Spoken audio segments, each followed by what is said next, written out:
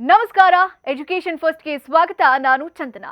ಜ್ಞಾನ ದೀಪವನ್ನ ಹಚ್ಚುತ್ತಾ ಅಜ್ಞಾನದ ಕತ್ತಲೆ ಓಡಿಸೋ ಶಿಕ್ಷಣ ಬದುಕಿನ ಬೆಳಕು.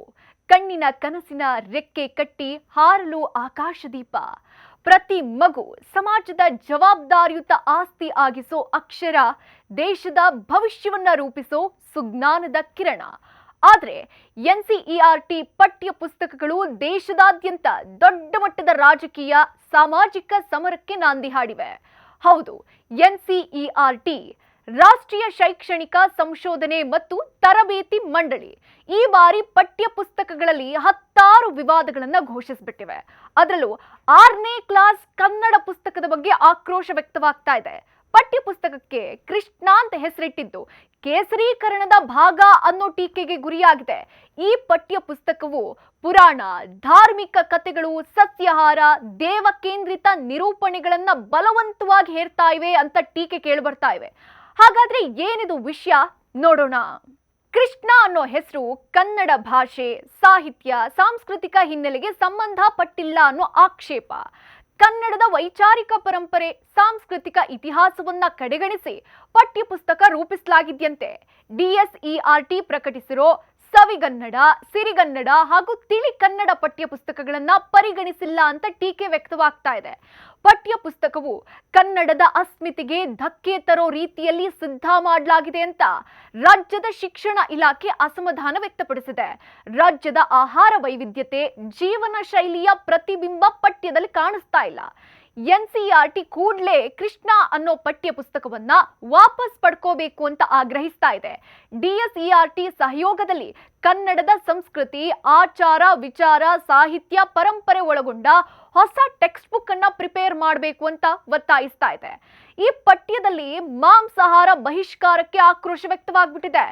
ಸಮತೋಲನ ಆಹಾರ ಪಾಠದಲ್ಲಿ ಮೊಟ್ಟೆ, ಮೀನು, ಮಾಂಸದ ಉಲ್ಲೇಖಗಳನ್ನೇ ಕೈಬಿಟ್ಟಿದ್ಯಾಕೆ ಅನ್ನೋ ಪ್ರಶ್ನೆ ಕ್ರಿಯೇಟ್ ಆಗಿದೆ. ಸಸ್ಯಾಹಾರವನ್ನ ಮಾತ್ರ ಉಲ್ಲೇಖ ಮಾಡಿರೋದು ಉದ್ದೇಶಪೂರ್ವಕ ನಿರ್ಧಾರ ಅಂತ ತಜ್ಞರು ಕೂಡ ಕಿಡಿಕಾರಿದ್ದಾರೆ. ಹೌದು, ಪಠ್ಯ ಪುಸ್ತಕದಲ್ಲಿ ಆರೋಗ್ಯವೇ ಭಾಗ್ಯ ಅನ್ನೋ ಪಾಠ ಇದೆ. ಆ ಪಾಠದಲ್ಲಿ ಪರೋಕ್ಷವಾಗಿ ಸಾತ್ವಿಕ ಆಹಾರದ ಪರಿಕಲ್ಪನೆಯನ್ನ ಮಕ್ಕಳ ತಲೆಗೆ ತುಂಬಲಾಗ್ತಾ ಇದೆ ಅನ್ನೋ ಟೀಕೆ. ಮೊಟ್ಟೆ, ಮೀನು, ಚಿಕನ್, ಮಟನ್, ಉತ್ತರ ಕರ್ನಾಟಕದ ಶೇಂಗಾ ಎಣ್ಣೆಯೊಂದಿಗಿನ ಜೋಳದ ರೊಟ್ಟಿ ಇವೆಲ್ಲ ಎಲ್ಲಿ ಹೋದ್ವು?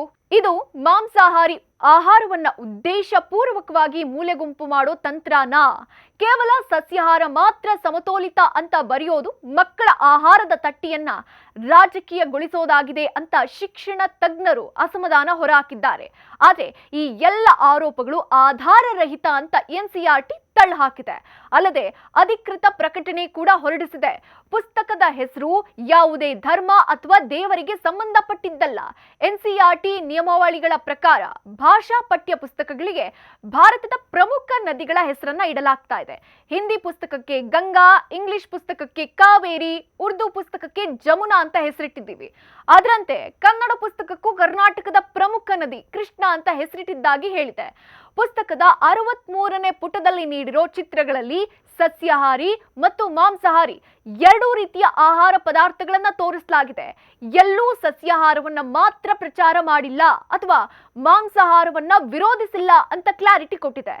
ಎನ್ಸಿಇಆರ್ಟಿ ಏನೇ ಸ್ಪಷ್ಟೀಕರಣ ಕೊಟ್ಟರು ಕರಾವಳಿ ಕರ್ನಾಟಕ, ಉತ್ತರ ಕರ್ನಾಟಕ, ಮಲೆನಾಡು, ಹಳೆ ಮೈಸೂರು ಭಾಗದ ಜಾನಪದ, ಸಾಹಿತ್ಯ, ಪ್ರಾದೇಶಿಕ ಜೀವನ ಪದ್ಧತಿಯನ್ನ ಪಠ್ಯ ಪುಸ್ತಕದಲ್ಲಿ ಕೈಬಿಡಲಾಗಿದೆ ಎನ್ನಲಾಗ್ತಾ ಇದೆ. ಈ ವಿವಾದ ಇಷ್ಟಕ್ಕೆ ನಿಂತಿಲ್ಲ. 9ನೇ ತರಗತಿ ಸಮಾಜ ವಿಜ್ಞಾನ ಪಠ್ಯದಲ್ಲಿ ಭಾರತದ ಇತಿಹಾಸದಲ್ಲೇ ಅತ್ಯಂತ ಚರ್ಚಾಸ್ಪದ ಅವಧಿ 1975ರಿಂದ 77ರ ತುರ್ತು ಪರಿಸ್ಥಿತಿ ಕುರಿತಾದ ವಿಷಯವನ್ನ ಮೊದಲ ಬಾರಿ ಅಧಿಕೃತವಾಗಿ ಸೇರಿಸಲಾಗಿದೆಯಂತೆ. ಭಾರತದ ಪ್ರಜಾಪ್ರಭುತ್ವ ಎದುರಿಸಿದ ಅತ್ಯಂತ ದೊಡ್ಡ ಸವಾಲು ಅಂತ ಬಣ್ಣಿಸಲಾಗಿದೆ. ಒಟ್ಟಾರೆ ಮಕ್ಕಳಿಗೆ ಜ್ಞಾನ ನೀಡಬೇಕಾದ ಪುಸ್ತಕಗಳು ಸಿದ್ಧಾಂತಗಳ ಸಂಘರ್ಷದ ಮೈದಾನವಾಗಿ ಮಾರ್ಪಾಡಾಗ್ತಾ ಇರೋದು ನಿಜಕ್ಕೂ ಖೇದಕರ. ಇದಾಗಿತ್ತು ಈ ಹೊತ್ತಿನ ವಿಶೇಷ. ನೋಡ್ತಾ ಇರಿ ನ್ಯೂಸ್ ಫಸ್ಟ್, ನಿರ್ಭೀತಿಯಿಂದ ನಿಮ್ಮ ಪರವಾಗಿ.